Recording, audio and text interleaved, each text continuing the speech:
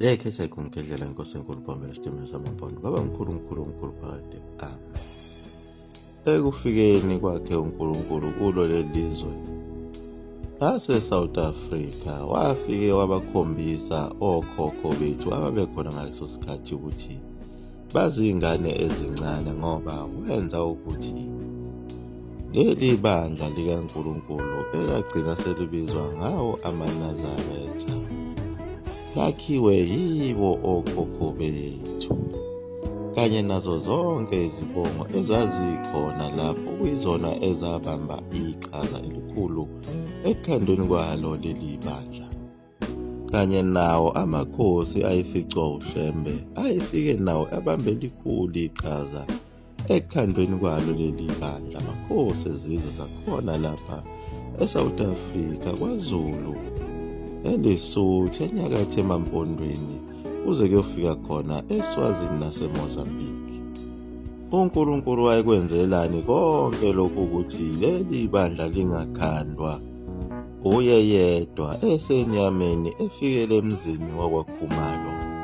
Wayazi kahle ukuthi abantu abamnyama banenkani futhi banobuwula phakathi ngoba wayazi futhi ukuthi bazokhala besho bethi akulona ibandla likaNkulunkulu leli ibandla lomuntu wakwaKhumalo ozifunela ukuzikhandela umcebo wakhe kanye nomndeni wakhe. Futhi wayazi kahle uNkulunkulu ukuthi bayomthuka bembize ngomuntu nalo ibandla lakhe leli balithuke. Kodwa ngoba uNkulunkulu uhlakaniphile kakhulu wenza ukuthi abantu bazithuke bona uqobo njengoba babethathwe yilo uthando olukhulu lazo izinkolo zasezimishini ezazifike nabacindezeli bazo. Okokuqala okwenziwa uye uNkulunkulu wenza ukuthi abantu abangaphansi kwazo izimishini kube yibo abakhanda leli bandla lamaNazaretha. Njengoba athatha yena umshumayeli wasebandleni lamaLuthela uZandile Nkabinde okuyena owaphenduka waba umprofethi wokufika kwakhe uNkulunkulu kuleli lizwe lase-South Africa owehamba ebikezela kuwo wonke amadolobha ngokuza kwakhe uShembe. Waphinda futhi uNkulunkulu wathatha umfundisi webandla lamaBaptist Church eNdwedwe lowo phela wawuye umfazwe Myeza owayehamba naye ememezela ngokuthi uyeza uShembe, uyeza uNkulunkulu, uyeza uJehova.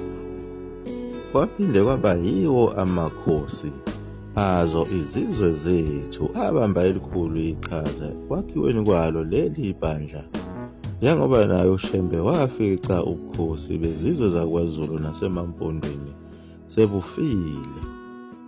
Wafika uShembe wabuvusa lobo bukhosi ngakho ukuthi kuhlale yena oyinzalo yobukhosi boselwa nohlanga esihlalweni sobukhosi njengoba nabo ubukhosi bakwaLithuli benziwa kanjalo lapho khona babephethwe yiyo inkosi eyikhaladi. Kodwa ekufikeni kwakhe uShembe wakwazi ukuthola umuntu emndenini okuyena ofanelwe isihlalo. Nakhona kwaZulu wafika ubukhosi bakhona sebufile ngaso isikhathi senkosi uSolomoni. Kodwa uShembe wakwazi ukusebenzisa ubukhosi okuyibona bodwa babusaphila ngaleso sikhathi ubukhosi bakaButhelezi ukuba buzovusa ubukhosi bakwaZulu ngakho ukuthi inkosi yakhona uMathole iganwe khona eNdlunkulu kwaZulu kuze kuzozalwa umntwana ozoba namagazi obukhosi obubili obunamandla ozokwazi ukuthi avuse ubukhosi bakwaZulu. Lowo kwaba uye phela umntwana uMangosuthu Buthelezi okuyena wabamba iqhaza elikhulu ekuvuseni kobukhosi bakwaZulu. Wabuyisa namasiko akhona kwaZulu nemikhosi njengoba kwakungasabhincwa ngisho ukubhincwa kodwa uye umntwana waphinda ngena oqala wafike wavunula wabhinca ibheshu kwaZulu. Waphinda futhi lo mntwana owayesezelwe wavuselela nawo amadlinza amakhosi akwaZulu ayengasanakwe muntu ngenxa yako ukungena kwenkolo yasezimishini eNdlunkulu eyayifakwe kuyo inkosi uSolomoni ngesikhathi isazelwe khona eSt Helena. Nayo inkosi yakaButhelezi uMathole yayingabatholi abantwana, kodwa uye uShembe owasiza inkosi yakaButhelezi ukuba ithole abantwana, yabe sithola yena umntwana wakaphinda ngena. Yilapho abaningi abavula khona amehlo bathi akuyena umuntu lona kodwa uNkulunkulu.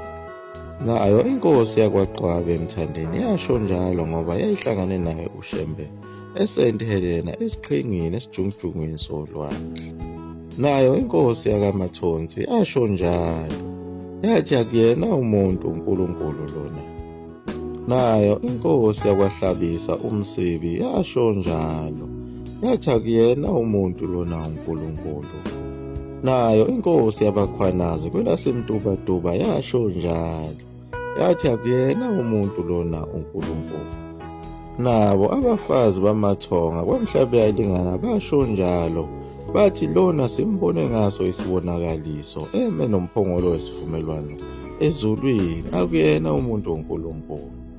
Naye uThusi wasemaMpondweni washo njalo lapho kwakufika khona uShembe emaMpondweni, wagiya waqephuza uThusi wathi nangu uNkulunkulu ebengimlindile. Nawo amakhehla akaMjadu asho njalo, athi nangu uNkulunkulu thina ebesimlindile ebona uShembe. Naye u-Abednego Ngcobo welaseMaqadini washo njalo, wathi uNkulunkulu lona oziveze kimi ngesibonakaliso ephuma olwandle. Naye uMasikana wakwaCele kwelaseMlazi washo njalo, wathi uye lo Nkulunkulu abaprofethi omfazwe noZandile Nkabinde ababekhuluma ngayo. Nazo izintombi zevangeli ezayisuka khona e-Amerika ezayithunywe yizwi elalizitshele ukuthi uNkulunkulu ukhona use-South Africa eDurban, zahamba zaze zafika zabe sezithi simbonile uNkulunkulu kwabantu abamnyama. Nalo iphoyisa lomlungu elalithi lizombopha khona kwamaphumulo elamfica emanzini ebhabhadisa, lasho lathi lona kuyena umuntu, kodwa ngibona uNkulunkulu. Nami ukube bengumuntu omnyama bengiyongena lapha emanzini ngibhabhadiswe. uNkulunkulu uhlakaniphe kakhulu ngoba wasebenzisa zonke izibongo zakuzo zonke lezi zizwe ukuthi kube yizo ezikhanda leli bandla kanye namakhosi akhona. Nawo amabandla esezimishini nabefundisi bakhona babamba elikhulu iqhaza ekwakhiweni kwaleli bandla lamaNazaretha. Lokhu uNkulunkulu wayenzela kona phela ukuthi abantu bazithuke bona, njengoba nabo abelungu bethuka abantu ngibabhiza ngamatafula nezimfene. Nanamuhla kusenjalo njengoba abantu bethuka leli bandla elikhandwe ngokhokho babo namakhosi ezizwe zabo, kanye nawo amabandla ezimishini obuKristu okuyiwona akhande leli bandla, njengoba leli bandla laliqale khona eWeseli lapho kwakade kusonta khona umqali wendlela, kanye nabo abaprofethi ababephuma khona koWeseli nakhona koBaptist, njengoba nayo uShembe wabhabhadiswa khona eBaptist Church uye umfundisi uLeshere, kanye naso isibongo aphuma kuso sakwaKhumalo okuyikhona lapho kwaqala khona izindaba, njengoba futhi naye ezalwa ebukhosini bakwaHadebe umama wakhe phela uSithele. AbakwaKhumalo babambe iqhaza, abakwaHadebe babambe iqhaza. Naso isibongo sakaMlangeni sabambe iqhaza njengoba uMlangeni wayewa evuka naye uShembe kwakhiwa leli bandla. Wafike wathola umndeni eThekwini wakwaMnqayi lapho kwanikelwa khona ngumfana wakhona kwaMnqayi uPeter Mnqayi, okuyena wabamba iqhaza elikhulu ekwakhiweni kwaleli bandla. Kanjalo nakwaMbonambi abanikela khona ngumfana ukuba bambe elikhulu iqhaza kwakhiwe leli bandla. naye uMasikana Cele wabamba elikhulu iqhaza, owagcina egcotshwa waba umfundisi wakhe uShembe, kanye nawo umndeni wakwaHlophe obambe elikhulu iqhaza lapho kwase kusondelwa khona emzini wakwaHlophe, okuyikhona lapho kwakusukelwa khona mase kuyiwa entabeni eNhlangakazi. Nawo umndeni wakwaSibisi kwelaseMkhomazi wabamba khona elikhulu iqhaza ekwakhiweni kwalo leli bandla lamaNazaretha, njengoba kwakukhona nawo amakhosazana ayenza umsebenzi omkhulu owakha leli bandla, bona oMayibisi, oKenkana, nabo o-Agagi Shozi.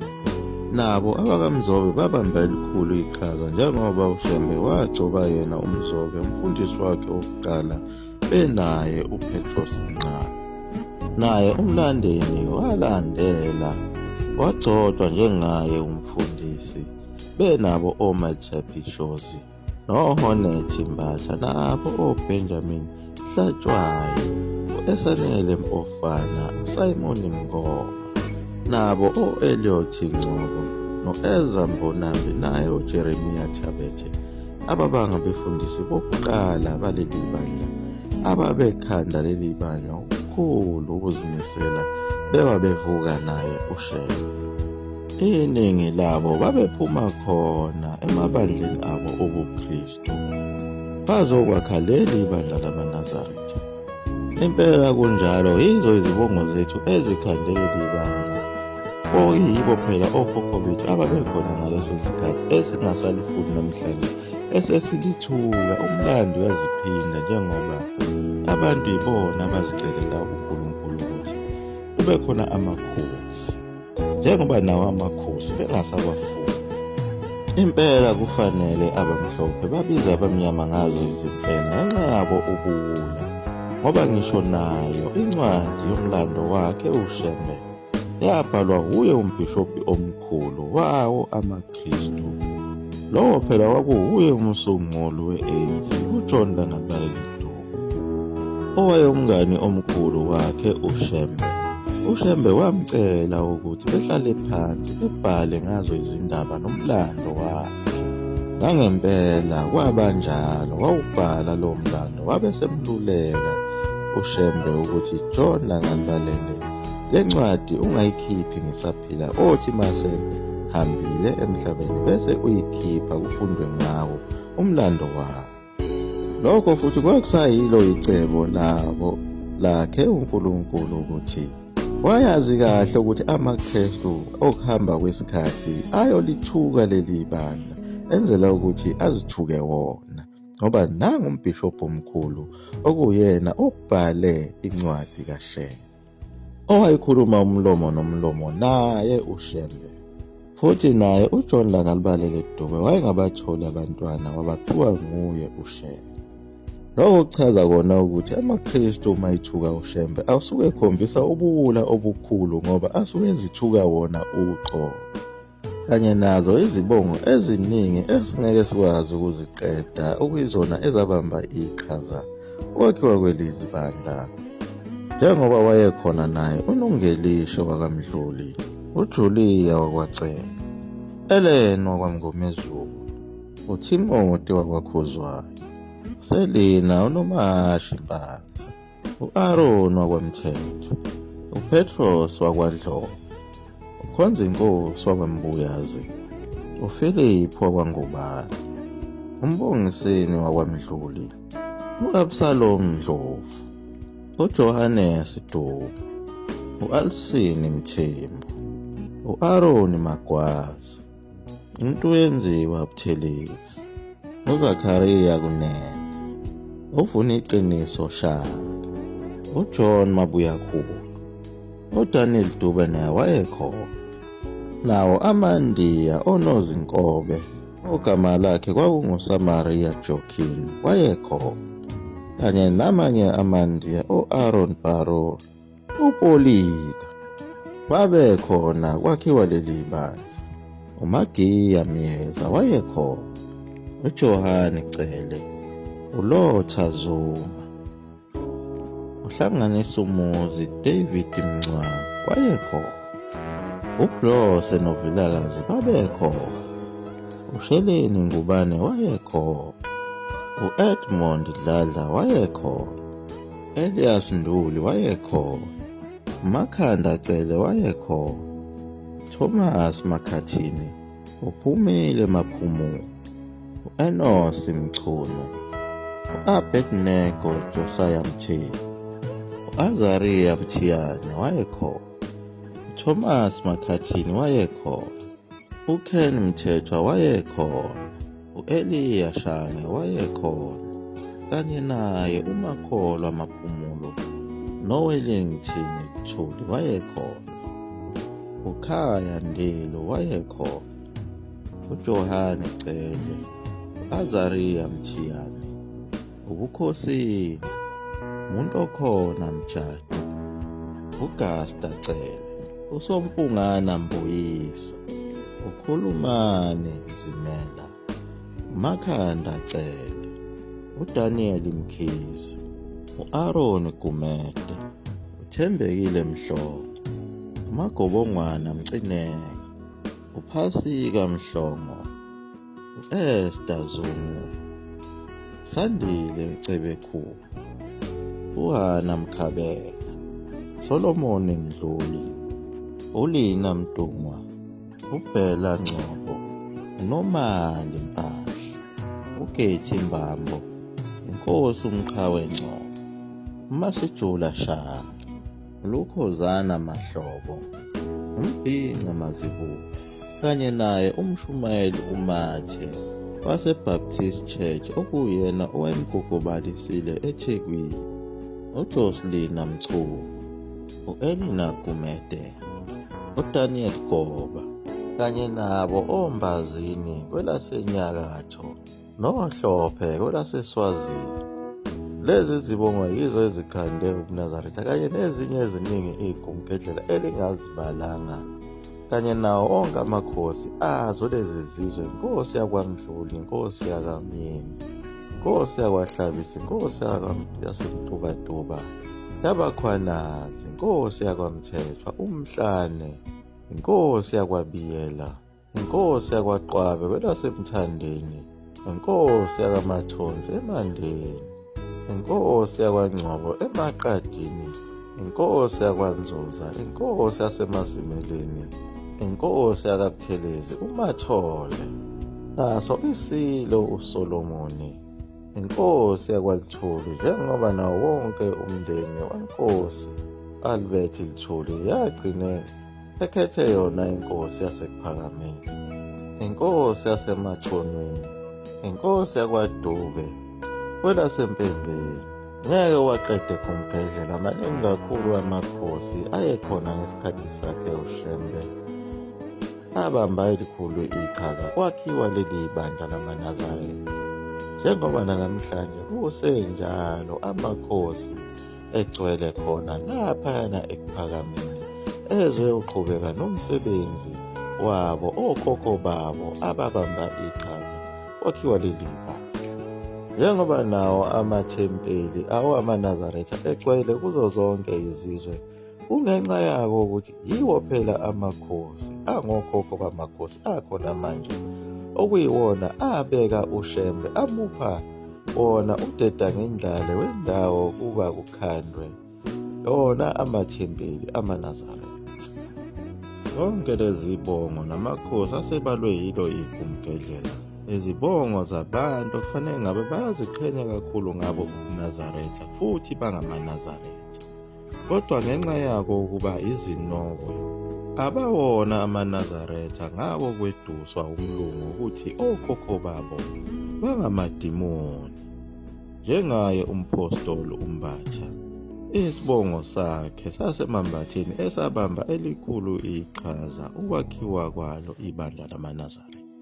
Asazi noma ungene uye ukhokho wakhe owayeyisiqhwaga enenkani kakhulu, uManyusi kaDlekezela, okumele ngabe uya kuye uShembe ayonikelela ukhokho wakhe uManyusi amhlambulule angene ezulwini, ulibe lokukhuluma ngekakaramba angayazi. Kodwa okhokho bakhe bebehlezi esigodini sosizi. ingakho amehlo akhe evalekile esephenduke waba yinhlekisa umhlaba wonke, njengoba nayo inkosi ayakhele yabakhwanazi emtubatuba yayivimbile izimishini ukwakha kule ndawo, kodwa yamukela yena uShembe yamupha izwe lokuba akhe wona amathempeli ngesikhathi kusaphila ukhokho wakhe uMbatha. Njengoba nenkosi yakwahlabisa umsibi yamukela uShembe, nenkosi yakamyeni obonjeni yamukela uShembe yaba yiNazaretha. Kodwa indoda eyodwa yaseMambatheni ecabanga ukuthi ihlakaniphile ithi ibandla lamaNazaretha umdlalo, kanti ayiboni ukuthi izigcoba ngalo itshe ngaphambili, izithuka yona uqobo nesizwe sakuwo eMambatheni, uzibangela zona iziqalekiso ezinganaso isidingo. Usazohlupha kakhulu zona izizukulwane zakhe, ecela ukuthi aziyomcelela intethelo kuye uShembe emzini wasePhakamile, njengoba namhlanje befikile abantu abayizizukulwane zabantu ababethuka uShembe. Amehlo avaleke thaqa njengoba kusukela kuso isilo sakwaZulu uSolomoni esasimvumile uShembe, kwaze kwayofika kuye uMdlokombane owayemvumile uShembe. Manje isilo uNdlulamithi esesibhabhadisiwe sakhetha ukuba yilo iNazaretha, kanye nabo bonke obongameli beSouth Africa abalokhu beguqe njalo phambi kwakhe uShembe bethi Nkosi yamakhosi. Kodwa inkunyumba engenalutho ithi cha, ifuna ikakaramba, ngenxa yawo ukuthi iqalekiswe ngako ukuvaleka amehlo. Lawo mehlo ayo inkunyumba ayovuleka isengaphesheya kwalo ithuna, kungasekho ukubuyela emuva. Liyaguqa lapho igumkelela mzulu amafutha omkhovu 20 nesuka